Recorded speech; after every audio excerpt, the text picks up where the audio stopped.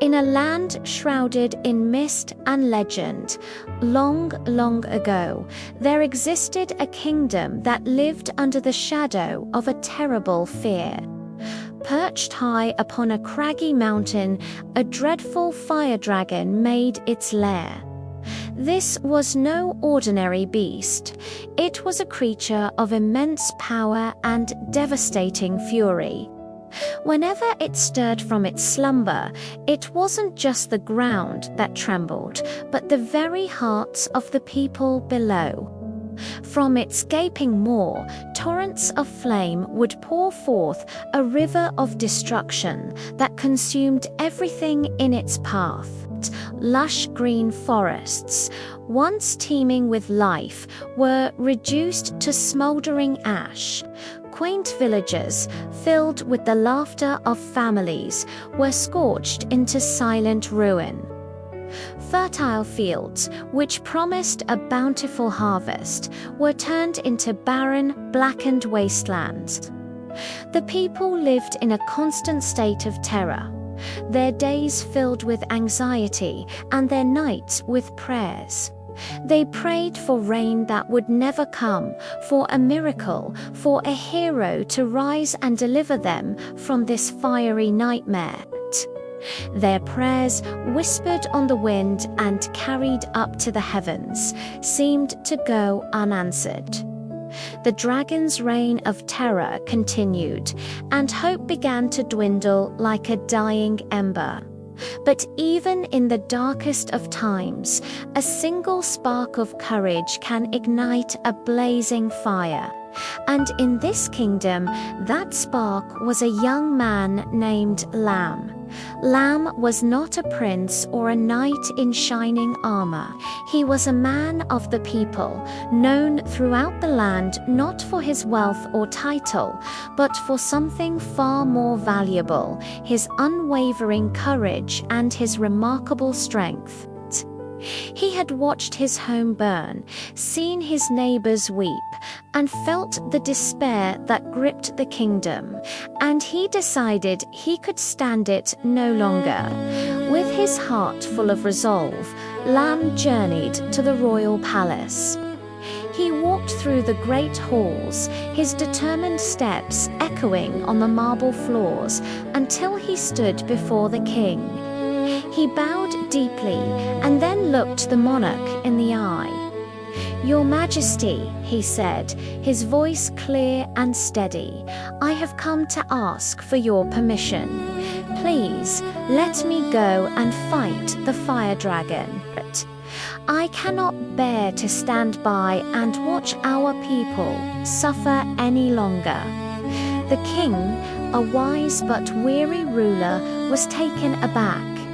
Many had boasted, many had made promises, but none had shown the quiet, resolute conviction that radiated from this young man. He saw the fire in Lamb's eyes, not of arrogance, but of pure determination.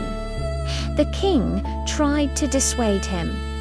Speaking of the dragon's immense power and the certain death that awaited anyone who dared to challenge it, he reminded Lamb of the brave warriors who had tried and failed. Their stories now cautionary tales whispered in hushed tones. But Lamb's resolve was as unshakable as the mountain the dragon called home. He listened respectfully to the king's warnings, but his decision was made. Seeing that nothing could deter the young man, the king finally relented. A glimmer of hope, long extinguished, was rekindled in his own heart. "So be it," the king declared. "If you are to face this beast, you will not go empty." He presented Lamb with the kingdom's greatest treasures. First, a sword, its blade shimmering with an ethereal light. It was forged from sacred iron, mined from the heart of a fallen star, and was said to be unbreakable. Next, he was given a shield, large and round, intricately engraved with ancient symbols of protection. This shield had been blessed by the royal priests in a sacred ritual, imbued with the power to withstand the fiercest of flames.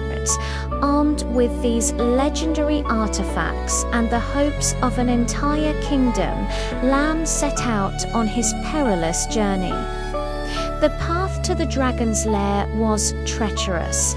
Lamb climbed the steep, rocky slopes of the mountain, the air growing colder and thinner with each step. The once vibrant landscape was now a desolate scene of charred trees and scorched earth, a grim testament to the dragon's destructive power. As he neared the peak, a deafening roar ripped through the silence, a sound so powerful it seemed to shake the very foundations of the earth. The dragon had awakened. From the mouth of its cave, the beast emerged. Its scales shimmered like obsidian, and smoke billowed from its nostrils. It fixed its malevolent, glowing eyes on the lone figure approaching its domain. Without warning, a column of fire erupted from its throat, turning the surrounding rocks a blistering cherry red. The heat was so intense it warped the very air, but Lamb was not afraid. He had prepared his entire life for this moment. He planted his feet firmly on the ground, raised the blessed shield, and braced himself. The wall of fire crashed against the shield, the magical enchantments flaring to life, deflecting the searing heat around him. Hidden behind his bulwark, Lamb watched, his mind calm and his senses sharp. He didn't charge blindly. He waited, observing the beast's movements, looking for a weakness, and opening the perfect moment to strike. The dragon, enraged that its initial assault had failed, let out another furious roar. It lunged forward, its massive claws gouging deep scars into the stone. It opened its cavernous mouth once more, gathering its power for an even more devastating blast of fire. And that was the moment Lamb had been waiting for. As the dragon inhaled, its leathery throat was exposed for a fleeting second. With the speed of a striking viper, Lamb leaped from behind his shield. He closed the distance in a heartbeat, his sacred sword held high. With all the strength he could muster, he thrust the blade forward, plunging it deep into the dragon's vulnerable throat. A blood-curdling scream of agony echoed across the mountains. The dragon thrashed wildly, its massive tail whipping back and forth, shattering boulders into dust. In its death throes, it unleashed one final, desperate torrent of fire, not at Lamb, but straight up into the sky. The heavens themselves turned a brilliant, terrifying crimson, as if the world itself was bleeding. The battle raged on, a whirlwind of claws, teeth, and steel. Lamb dodged and weaved, his every move precise and calculated. While the wounded beast grew more frantic and less focused. Finally, seeing his chance, Lamb summoned his remaining strength for one last, decisive blow. He dodged a swipe from a colossal claw rolled under the beast's snapping jaws, and drove his sacred sword directly into the monster's chest, piercing its dark heart. A shudder ran through the dragon's immense body. Its fiery eyes dimmed, and the inferno within it began to fade. With a final, sorrowful groan, the great beast collapsed to the ground, its fire extinguished forever. Silence descended upon the mountain, a profound and peaceful quiet that the kingdom had not known for generations. Down in the valleys, the people saw the red glow in the sky vanish. They held their breath, waiting, hoping, and then they saw a lone figure begin the long descent from the mountain. It was Lamb. He was battered and bruised, but he was victorious. A single voice cried out in joy, and then another and another, until the entire kingdom erupted in a jubilant celebration. Their hero had returned. The king welcomed Lamb back to the palace not as a subject, but as a savior. He offered him chests filled with gold, rare jewels, and the highest titles in the land. "Anything you desire is yours," the king proclaimed. "You have earned it." But Lamb, with a humble smile, refused it all. "Your Majesty," he said softly, "I did not fight for gold or glory. I only wished for our people to live in peace, for our children to grow up without fear, and for our homeland to heal."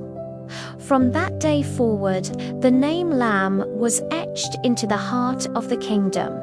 He was not just remembered as the man who slew the fire dragon, but as a timeless symbol of true heroism. His story became a legend, a testament to the incredible power of courage, the importance of wisdom, and the indomitable strength of the human spirit when it rises to protect the ones it loves. Thank you so much for joining me on this epic journey today. If you enjoyed this story, please hit that like button and subscribe to the channel for more tales of courage and adventure. Let me know in the comments what your favorite part of Lamb's story was. Until next time, stay brave and stay inspired.